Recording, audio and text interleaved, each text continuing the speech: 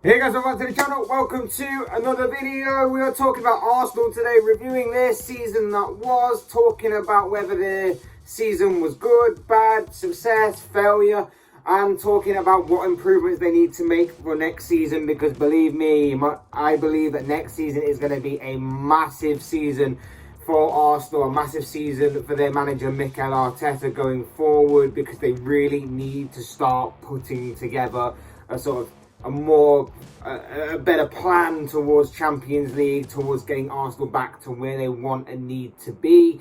But before we get into all of that, I would like to remind you all to please like the video and also subscribe if you're new. Both things are always and forever be greatly appreciated. But for now, let's get into talking about Arsenal, who this season, it's been an up and down season, bit of a yo-yo roller coaster of a season. It began poorly, it got better in the middle, and then it fell apart towards the end. It was a missed opportunity, I guess you'd say, for Arsenal, who missed out on top four. They finished 5th in the end. They missed out on top four despite having it in the palm of their hand, the advantage in that top four race for a while.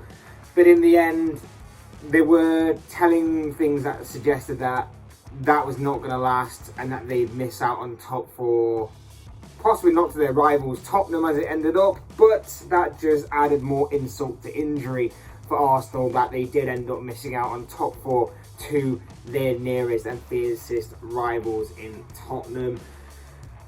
But it wasn't all doom and gloom. It wasn't all bad, I don't think, for Arsenal. I think they have made some good pathways to a more positive and brighter future. I think they've done some good things that set the foundation for a better future. I think one of them has been shifting some of the dead wood in the transfer window. Most of the stuff that I think has been good about Arsenal this season has been the stuff that they've done off the pitch to try and rectify things and to try and put the club in a better light and a better standing for the future.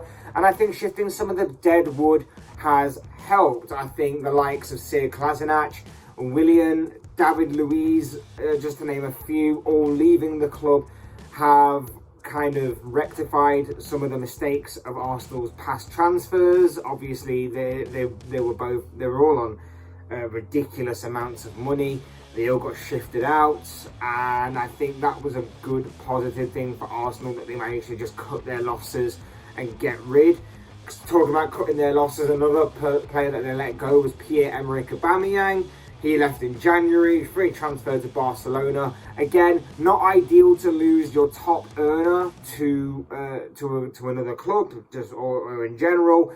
Not ideal for that. But when he was becoming less and less impactful on the pitch, when he was starting to become a problem off the pitch for some off the pitch issues, and including obviously just randomly going on holiday, or just not turning up for training, or turning up late to a game, or whatever the situation was for him, I think to get rid of that toxic sort of influence, and to set an example of a player that pretty much everyone thought was probably bulletproof, considering the amount of money he was earning, and obviously how he was Arsenal captain, and he was a key figure, it seemed, in the Arsenal changing room and the Arsenal squad. I think cutting their losses there was probably one of the best things to do. It may have left Arsenal short in the striker area, particularly in January, and that is obviously one of the reasons that I'll get onto a little later as to why I believe they missed out on top four. But I think to cut ties with them, to cut for the future, to improve the wage bill, which is good if you're going to then obviously save some of those wages up to spend big in future. It's good for right now. It can get even better if obviously they use this transfer window to the full extent that they can possibly use it to now, with obviously the wages that they've all saved up on these types of players. It'll be good. But yeah, I genuinely do believe that it was probably the best thing that Arteta could do. It was ruthless, and I think that it was actually a bit of a good move on Mikel Arteta's part. Not about getting a replacement, because they didn't, but in terms of building up for the future, maybe trying to explore different ways of going about their future transfer business. I think this was possibly a very good move. They of course then went on to bring in some players for the future as well. They got like this new mindset, Arsenal, of bringing in some pretty much youngsters, and I think that 23 and under is pretty much the age range they're looking at, because Ben White, Aaron Ramsdale, Martin Odegaard and Tomiyasu all came in the summer last year, and all are of the age of 23 or younger.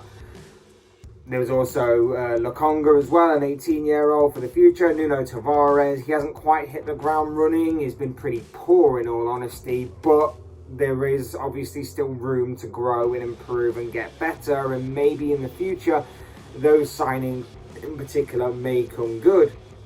But Ramsdale was a big talking point. He was obviously one of the more surprising transfers of the season, considering that they bought him from relegation threatened Bournemouth. Came from Bournemouth and came up through that, and that was one of the more surprising ones. You've got Ben White, came from Brighton for a hefty fee. He looks to be decent. Martin Odegaard had an okay spell on loan at Arsenal last summer, but it was shown enough to suggest that Mikel Arteta would buy him permanently, which he did. And Tomiyasu, I think, was one of the top signings of the season. Not the top, but one of the top signings of the season until he got injured and ran out of steam towards the end of the campaign. Maybe as he gets more accustomed to the league, and maybe if he gets over his injury problems, maybe he can continue to get better. But I think he was a very, very good signing for Arsenal for the time that he was on the pitch. Like I say, they're young. They came for big money, obviously. There was a lot spent on Arsenal in the summer. That's also another thing that's going against them, the fact that they did spend big but still missed out on the Champions League spot. But at the same time, it's a young squad. It was a squad that was lacking in depth in key areas, and I think that didn't help. And it doesn't obviously go for Arteta, it goes against him. But I think they're in good stead for the future, because again, like, these players are good enough that maybe they've got resale value in the future, and Arsenal can go again, and it may take more time, but you have to keep on trying to mix this formula, and hopefully one day you'll get it right and it will be fine. But as I say, good stead for the future, good stead to continue to work and go forward. Obviously, like I say, the negatives is that this squad lacked in key areas. The one major reason why they missed out on top four was because of a lack of squad depth in key areas.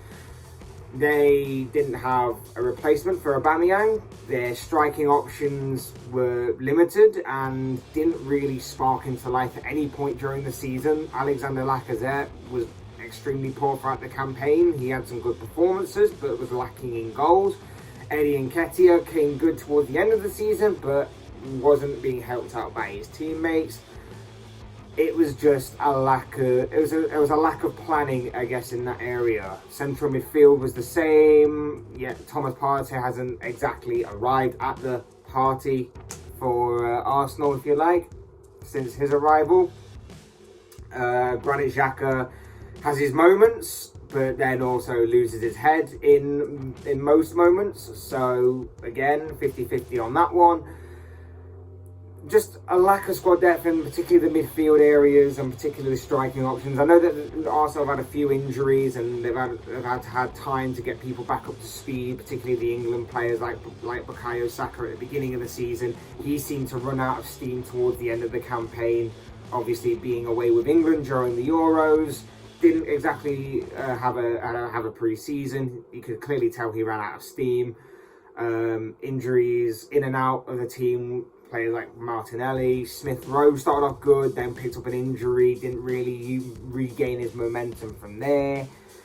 Like I say, Partey was in and out. You've got Kieran Tierney, massive player, that was obviously out of the squad. Tomiyasu's injury as well. And then constantly having to chop and change centre-backs through suspension and stuff like that. So there was a lot going against Arteta on that score, out of his hands and also within his hands, that he probably should have addressed better. No Europe this season meant that they were pretty much only playing one game a week, and that was also a big factor that went against them because there was less football to contend with, and the squad still didn't manage to get top four. Despite, like I say, having the advantage. They had the advantage in their grasp, and they still couldn't take it, dropping points in stupid games and games that they were expected to actually win, harm them, and now they have to make do with Europa League football, and it's not the best, it's not the worst now that we've got the Europa Conference League, but it's not the best either. They weren't really fancy relishing trips to far out European places, which is basically what you get in the Europa League, in the early stages at least, in comparison to obviously in the latter stages where you're a little bit more closer to home, but it's still not where you want to be. You obviously want to be the top tier European competition, which of course is the Champions League, and they missed out on that. They missed out on big money. It's not exactly ideal for them in that aspect. But is this a failure? Is this a failure? That is the main question. Is this season a failure? And I've got to say, like, I don't think it is, because I believe that at the beginning of the season, if you were to ask any fan, rival, neutral, Arsenal fan, if you were to ask any three of those fans where Arsenal would finish, they would probably say about 5th or 6th. Arsenal fans, some may say 4th. If you're tied, you probably would say top of the table.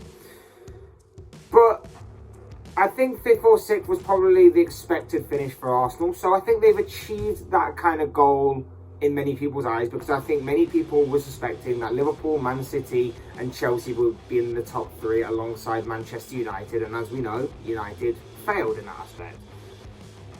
Many people would have probably said that Arsenal would be 5th or 6th, so they've achieved that goal. I personally said that Arsenal would finish 6th, so in terms of that, I think they've overachieved by 1 position, in my opinion. But it is a big missed opportunity, because they had, like I say, top 4 in the palm of their hand. They had the advantage. They just needed to keep their nerve and start winning some of the stupid games that Arsenal normally drop points in, the banana skin fixtures that Arsenal normally drop points in. But they just didn't manage it. At key points in the season, they just couldn't manage it. And when the pressure was off, they were fine. When the pressure was off them, they produced results. They produced performances. They dug deep and they got some good wins and some good points. When the pressure was on and the likes of Spurs were chasing them, that's when they crumbled. And that massive game in the London derby kind of, in my opinion, sealed it. Obviously, it was still Arsenal's for the taking, I think, during that. But that kind of sealed it for me, where I was like, nah, Arsenal are going to crumble and Spurs will take advantage. And that is exactly what happened. Like I say, is it a failure? You could argue, yes, there is an exploration argument to suggest that, yes, it was a failure.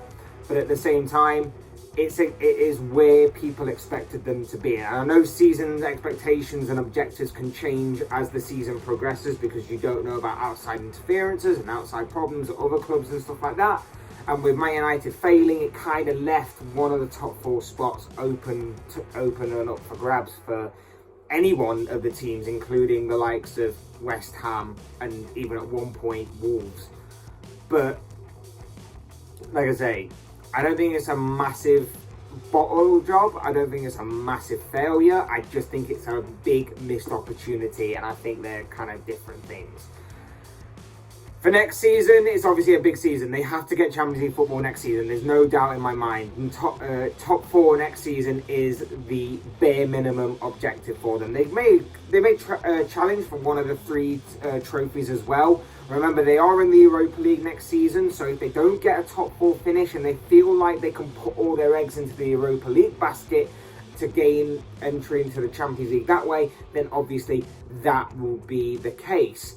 But challenging for one of those 3 trophies, and I know which one Arsenal will probably want out of the 3, just in case they don't get a top 4 spot, but a top 4 spot should be the bare minimum, especially if they're planning on a big summer spending spree yet again going forward in the coming weeks. In my opinion, they need to improve their strike force. Lacazette's going, Nketiah's not filling me with much confidence. For me, it would be lay the money on the table to Manchester City for Gabriel Jesus, get him, maybe buy another striker, or at least keep Nketiah as backup, and have Balogun become more and more into the fold of the first team going forward. I think he's a very good talent for his age, and I think that he is ready to step up in the Premier League, and that is why I would keep those three as my strikers if I was Arsenal. The central midfielder obviously needs beefing up. I think there are a couple of bits of dead wood in there that maybe you can consider selling, but otherwise definitely beef up that position. And then you could possibly look at left back. Kieran Tierney is great. I like Kieran Tierney. I think he's one of the best in the Premier League on his day. But he is injured a lot. And Nuno Tavares doesn't fill me with much confidence. And the reason why he doesn't fill me with much confidence is because Arteta, I don't think, believes in him completely right now. I know he's young, and I know he's still got time on his side to come good.